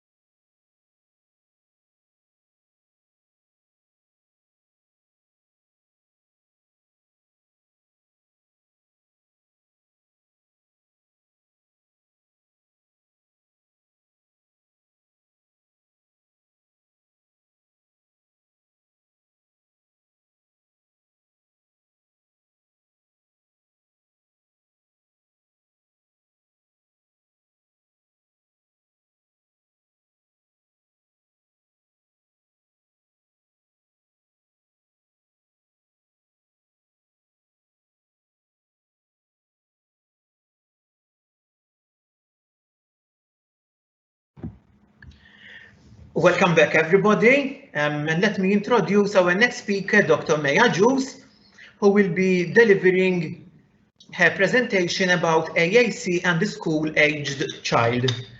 Dr. Maya Juice has 25 years experience as a speech and language therapist, and she currently works as a speech and language therapist within ACTU. Her interests include the use of AAC systems to support children with special needs to communicate. Earlier this year, May successfully defended her PhD research at Manchester Metropolitan University in the UK. Her research focused on factors which influence the clinical decision-making process for children who require AAC systems and have a diagnosis of autism spectrum condition. She has presented her research at the last 3 international ISAC conferences and has been published in the journal AAC. May is also a senior visiting lecturer at the University of Malta. May.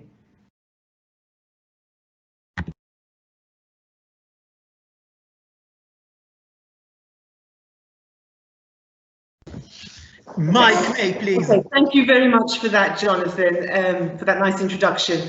The title of my presentation today is AAC in the School-Aged Child, and I'm going to share that presentation with you now.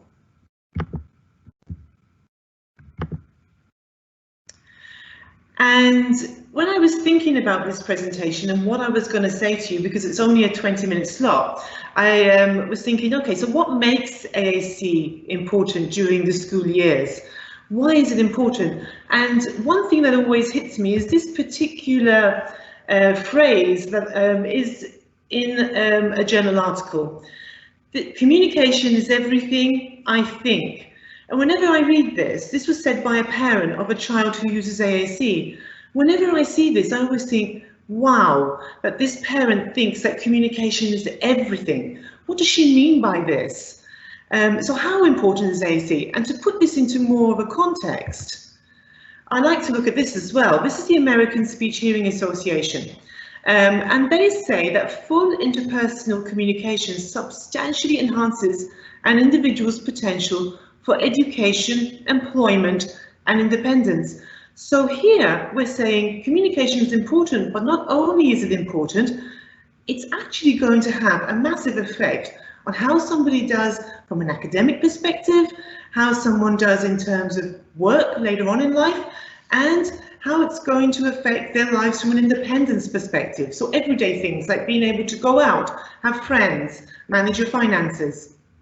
So they also state it is imperative that the goal of AAC use be the most effective interaction possible. So, in order for us to achieve our potential in education, employment and independence, we need to be able to be as effective communicators as possible. And for those of us who have difficulty with speaking, AAC is going to be the way that maybe we can help someone to achieve this. So, how is it important? Well, AAC is important because communication is an integral part of our lives. There isn't any time in the day where we don't communicate. You just think about the fact that, in my case, I live in Slierma, I've walked to my car and I've seen someone in the street and we are communicating maybe a hello, even if it's just by eye gaze. We use communication to connect with others. It is the way we form relationships and it is the way that we move forward in our lives. And opportunities in our life may be impacted when there is difficulty in communicating through speaking. So we want to be thinking potential. What is the potential for this person academically, employment-wise? Independence in life is supported by AAC through the ability to make choices and decisions. And AAC can help us to overcome barriers if we have difficulty with speaking. So, thinking now about AAC in the school years, first and foremost, I would think it's most important that we are able to interact appropriately within our family settings. But then when you say the term school years, often the next things you start to think about are access to the school curriculum. And why do we think this? Because a child spends so much time in school. And the curriculum, in capital letters, is probably one of the most important things. It's what we assessed on. It's what is used eventually to determine what will happen to us in our future lives, because we are examined on it. But the curriculum is based on language. There pretty much isn't any subject that you can do without knowing language, understanding language, being able to express yourself through language. So learning takes place through language, and these two things are intertwined. If you think a little bit about maths, you say to me, well, maths is not a language subject. But actually, think about when story sums come in year 2 or 3, and then you have to understand the language of the story to answer the maths question. So you cannot separate out learning and language. It is the means, therefore, that children acquire knowledge through language. And if you cannot speak or you struggle to speak, obviously we need to think about how the child can access this language. It is also the way that we demonstrate knowledge to teachers, because we use oral language to show what we understand, or perhaps we are using written language in the form of exams to be able to show what we understand. So in terms of AAC in the school years, we've got the family and then we have the school itself. Think about literacy though. Literacy is already in your AAC device if you use one, and literacy development is vital to AAC users. A lot of times we would say to ourselves, okay, the important thing is he can communicate, express his needs, but actually we should be also thinking how we're going to achieve literacy goals for AAC users. Why is this? Because literacy is a foundation skill for learning. As we just said, you need language to demonstrate what you understand, you need language to understand what is being taught, but you need also literacy. These things are all intertwined. And when an AAC user cannot spell words or compose a text with pictures in their device, they are more reliant on familiar communication partners. So here we have an impact on independence. So if I cannot use literacy in terms of spelling or to write text, I am going to end up being reliant on somebody else. So we would feel that literacy is very important just from an independence aspect, bearing in mind that a child is not going to be school-aged for life. They will eventually become an adult who needs literacy, probably in the workplace. Without the ability to spell, even the most advanced AAC user may not be able to say what they want because of limitations of vocab that is available in the device. And I'm thinking about a conversation I had with a young adult yesterday, and he was using a combination of pictures and spelling to get his message across, because he couldn't find all the words he wanted in terms of pictures. Opportunities for meaningful and interactive participation in inclusive educational, work or social environments can be severely restricted when an AAC user can't produce or interpret text. So you have an AAC user and he's looking for a job, very likely at some point someone's going to say, what is your literacy level? Can you read emails? Can you write emails? So we have to think about the impact of not being able to speak, to write, in terms of work, and also possibly socially, because if you look at number 5 on this PowerPoint, literacy enables access to social media experiences, which are now becoming a central part of the lives of children and youth and us, because now we're using it probably a lot more. So in order to access things like Messenger, Instagram, Facebook, we need to have some level of literacy. But of course, we've talked about academics, we've talked about home. We also want to think about AAC in terms of reducing frustration levels. A child's frustration levels may lead to challenging behaviour, and if they cannot communicate what they need to communicate when they want to communicate it, with who they want to communicate it with it could result in challenging behaviour. And of course, we have to be honest, sometimes we are frustrated too, because we can't understand what the child needs or wants. So these are all ways in which AAC is important in the school years, but that's not what I'm going to talk about. There's a lot more to AAC than all of these things. You might be thinking, where's she going now? I'm thinking about inclusion. We all want to be included.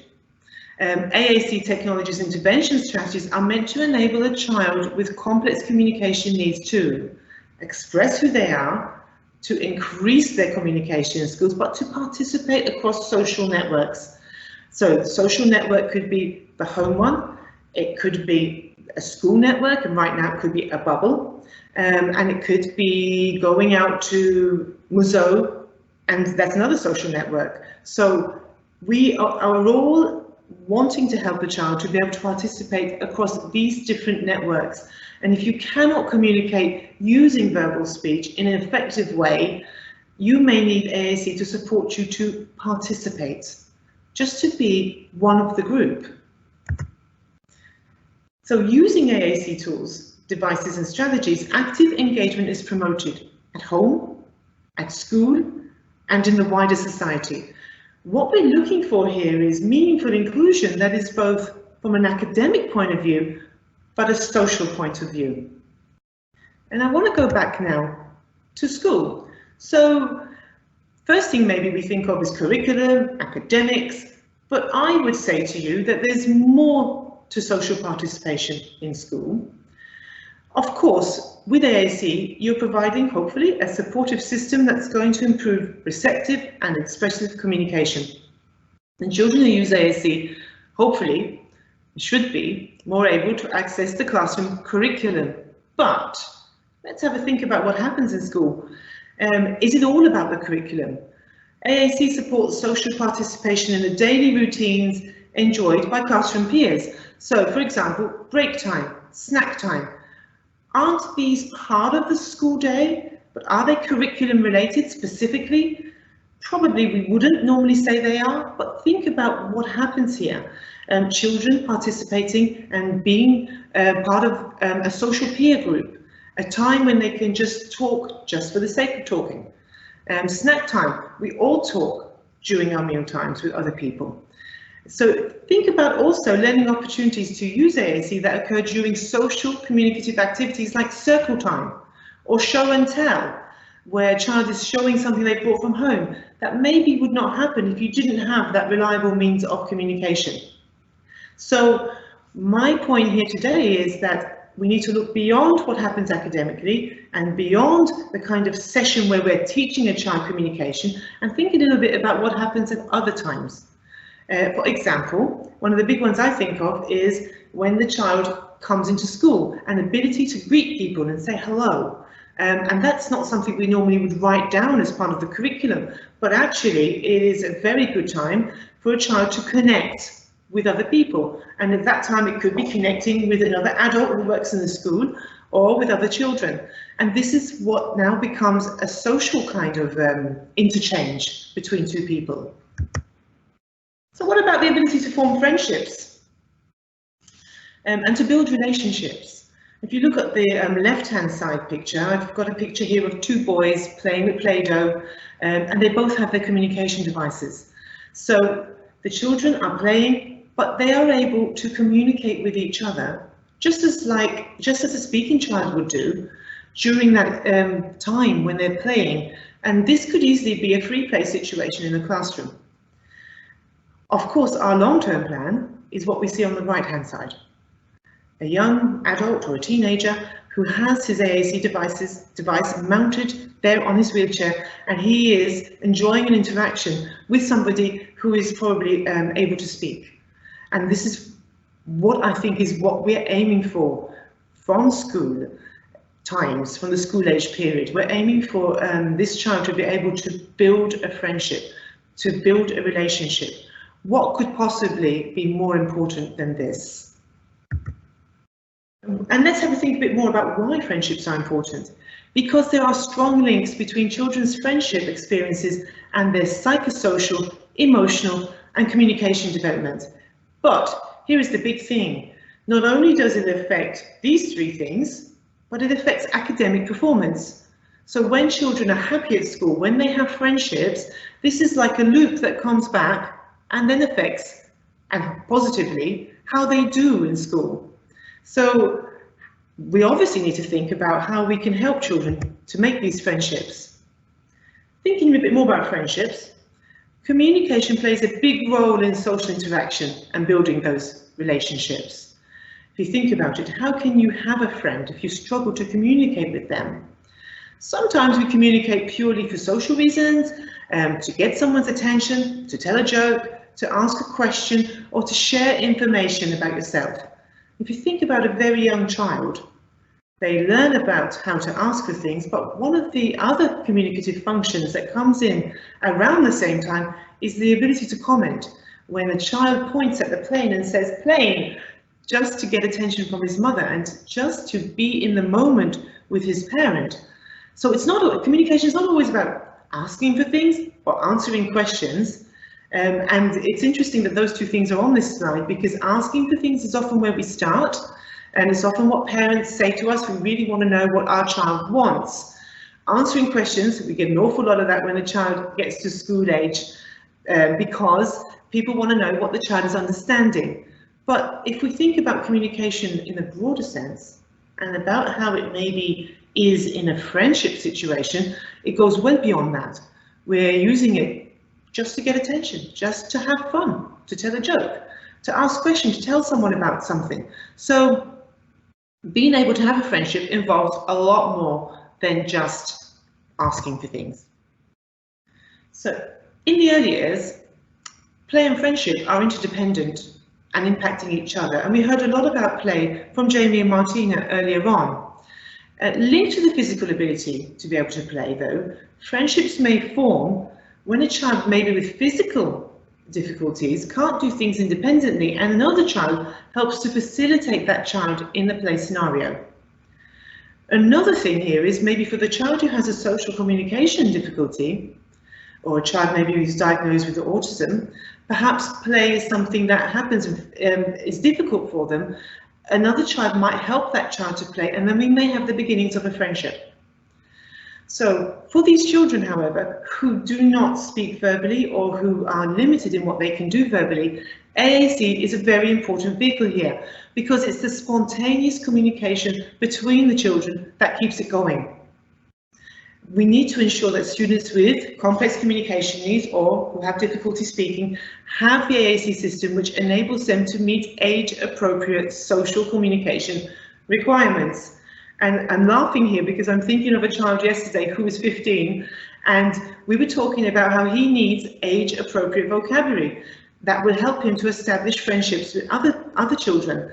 And the term we were coming up with for Maltese was talgen, and then for English it was bro. So it's interesting that we need to think about these things, because these things will keep the communication going and the friendship going. So providing students who use AAC with opportunities to discuss issues such as sexuality, relationships, and future aspirations with their peers. So in other words, as children are getting older, we need to think about what kind of vocabulary is most going to meet their needs in terms of maintaining these friendships. Now, adults can support interactions between children who need to use AAC and children who are speaking. So although we would say that play should be a free thing, friendships are, it could be for the child who is using AAC that establishing those friendships might not be so easy. Studies have indicated that it is the adults in schools who need to be sensitive, interpretive, and appreciative towards initiatives taken by students who use AAC to influence their social relationships. So adults might be needed to facilitate in the beginning, especially. Some ways that we can support children who use AAC to make friends. Children who use AAC need to be able to interact with other children, and I think we're not disputing that. I hope that I've made the case for it. What children learn from each other is not the same as what they learn from adults. And sometimes we forget this, especially a child maybe who's in a wheelchair and who's constantly with an adult, constantly with an LSC, and yet he's missing out on what he can learn from other children. This kind of participation is what we call participation in a peer culture, a culture that we adults are not a part of and we shouldn't be a part of. And this means the child will need a mode of communication that is effective in highly valued contexts, like the lunchroom and in the playground. The mode of communication needs to be set so that barriers to communication with the peers are reduced. For example, appropriate vocabulary, the symbols that make sense, intelligibility of the voice output, does it speak clearly? If it doesn't speak, do the other children understand how this child communicates with whatever system he's using? If this child is not using a system and he's using his hands for communication, do other children understand how he communicates with his hands? We can't force two children to be friends with each other. Just because you've identified a peer who would be a perfect peer model, it doesn't mean that that child and the child who uses AAC will become friends. If you're thinking about how to help a child who is nonverbal to make friends, think about shared activities and interests as a starting point. Find out what the child who uses AAC likes to do and use this as a way of bringing children together.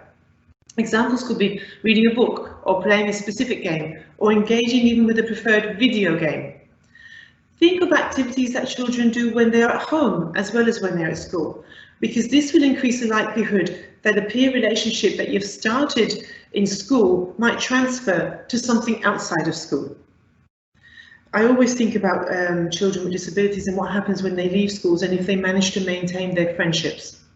And I think this is something that it's going to be a recurrent theme today. We will hear about this from one of our AAC users, but also what can we do to help children with disabilities who don't speak maintain their social networks as they move into adulthood. Another thing we can think about is social competencies. If the child is going to keep these friends, they need to have social skills. We need a way to communicate some of these things. So, for example, how can they ask a child to play with them? How can they ask a child to share with them? What about disagreements and handling rejection? All things that start to happen as we're moving into the teenage years. And does the AAC system or strategy that this child uses actually allow these things to happen? So we're saying here is teaching a child who uses or needs AAC to ask for things is just not enough. This is not going to help a child make friendships. They need to go beyond that. And a way for us to help the child learn how to fulfill these communicative functions is to keep modeling for the child. Maybe even try role plays. So that the child knows, okay, you want a child and someone else to play with you? Well, this is how you can ask someone to play with you. Okay, and that way they're starting to get an idea that they can use their communication for other things as well, especially the power of drawing other people to them. So, remember that communicating with an AAC device is not the same as talking, and this is one of the downsides. We haven't got to that point with technology where people can literally think a thought and something will speak. We're not at that yet.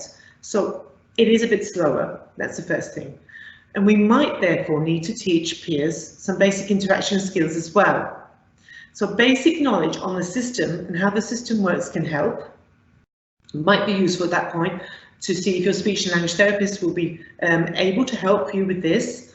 Remembering that there's a difference between supporting friendships and children who are acting as mini teachers or mini carers. That's a different role. Your goal here is friendship. Friendship involves two equals, and this is what you're aiming for, not a carer or another teacher.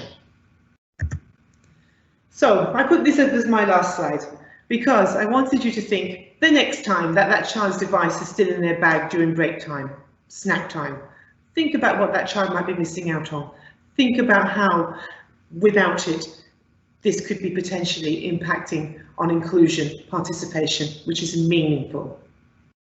Thank you very much for listening to me. Alright, vamos en live. Here we go.